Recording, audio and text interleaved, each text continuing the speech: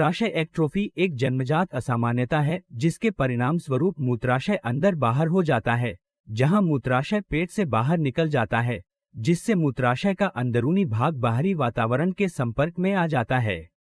आमतौर पर पहली तिमाही में ही आंत में एंडोडर्म क्लोएका बनाने के लिए फैलता है, जो एक अस्थायी संरचना है जो मूत्र, पाचन और प्रजनन पथ को जोड़ती है।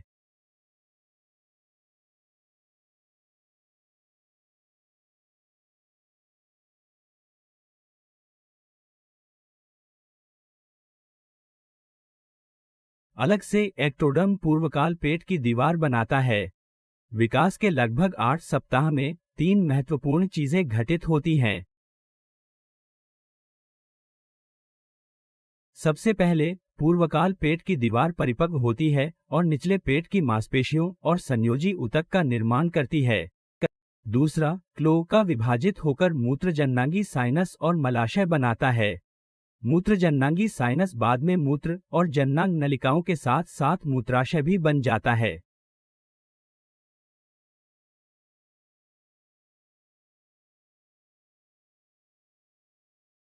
और तीसरा, क्लोएकल झिल्ली शरीर के बाहर की ओर खुलती है, जिससे मूत्रजननांगी पथ और गुदा के लिए खुले स्थान बनते हैं। ठीक है, तो मूत्राशय एक्ट्राफी तब होती है जब विकासशील मूत्राशय और मूत्रमार्ग आगे की ओर हर्निएटेड होते हैं, और यह कुछ समस्याओं का कारण बनता है। सबसे पहले, यह पेट की निचली दीवार के सामान्य विकास को रोकता है, जिससे वह खुली रह जाती है। दूसरा, यह श्रोणि के संलयन को रोकता है, जो सिम्फिसिस प्यूबिस में एक विस्तृत विभाजन छोड़ देता है।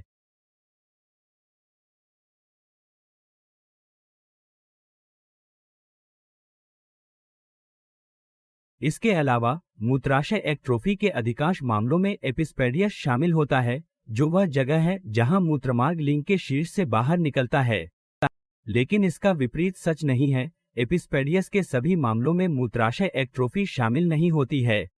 अंतिम परिणाम के बारे में सोचने का एक तरीका मूत्राशय और मूत्रमार्ग की कल्पना करना है, फिर मूत्रमार्ग और मूत्राशय के शीर्ष के माध्यम से एक कट बनाना है, और यह भी कल्पना करना है कि वह कट सिम्फिसिस प्यूबिस के साथ साथ पेट तक जाता है।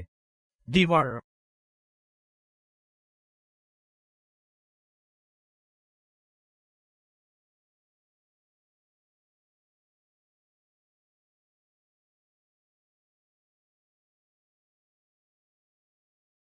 उसके बाद मूत्राशय पर नीचे से तब तक दबाव डालने की कल्पना करें जब तक कि वह अंदर बाहर न हो जाए, और यह अनिवार्य रूप से मूत्राशय एक्ट्रोफी में अंतिम दोष जैसा दिखता है, और वह मूत्राशय पेट की दीवार के माध्यम से बाहरी दुनिया में धकेलता है।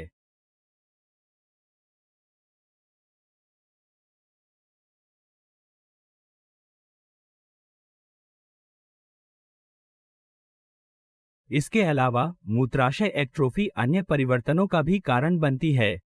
उदाहरण के लिए, गुदा आमतौर पर अधिक आगे की ओर स्थित होता है।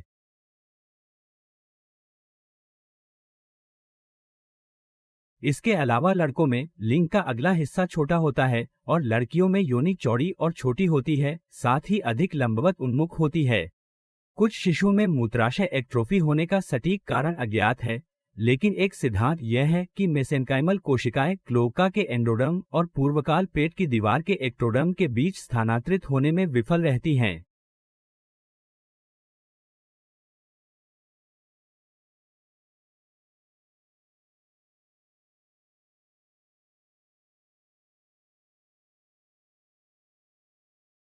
मेसेनकाइमल समर्थन के बिना क्लोएकल झिल्ली अस्थिर हो जाती है और समय से पहले बाहर की ओर खुल जाती है, और इससे पेट की निचली दीवार में एक छेद बन जाता है जो मूत्राशय जैसी आंतरिक संरचनाओं को बाहर की ओर उजागर कर देता है।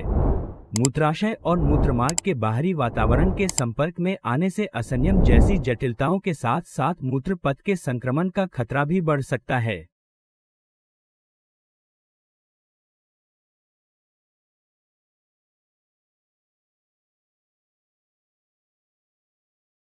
जहां तक निदान की बात है, बच्चे के जन्म के समय दोष चिकित्सकीय रूप से स्पष्ट होता है, लेकिन इसका निदान प्रसव पूर्व अल्ट्रासाउंड पर पहले भी किया जा सकता है। आमतौर पर जीवन के पहले कुछ हफ्तों के भीतर मूत्राशय और मूत्रमार्ग दोष को शल्य चिकित्सा द्वारा बंद कर दिया जाता है, लेकिन कभी कभी महीनों या वर्षों तक चरणबद्ध सर्जरी की आवश्यकता होती है। ठीक है, एक त्वरित पुनर्गठन के रूप में मूत्राशय एक्ट्रोफी एक जन्मजात समस्या है जहां मूत्राशय पेट की दीवार के सामने से निकलता है और यह अक्सर एपिस्पेडियास के साथ होता है।